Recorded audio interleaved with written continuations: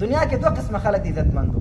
یو هغه خلک دي چې هغوی د عقل فکر سوچ یوازې د دنیا د ګټلو دپاره، د روزۍ په فکر کې، د کاروبار په فکر کې، د بچو د اولادونو په فکر کې، خالي دې په فکر کې ژوند د عقل استعمال کړي.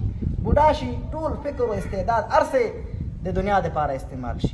دویم خلک هغه دي چې هغوی د عقل چې دی یوازې د دنیا دپاره نه استعمالوي، هغوی د عقل دې دپاره هم استعمال کړي. کائنات په باره کې سوچ وکړي چې دا کائنات چې الله پیدا کړی دا یو وخت نو پیدا شو که نه، دا تر ازل نه دا موجود و.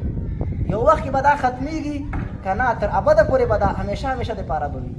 دا زه په خپل ځان کې سوچ وکړي چې زه کله نه ومه پیدا شوی لا نه ومه، یا دا خو لا پرېږده چې د مور په ګېډه کې چې 9 میاشتې ومه د پیدایش نه مخکې، د هغې نه مخکې زما کوم وجود و که نو.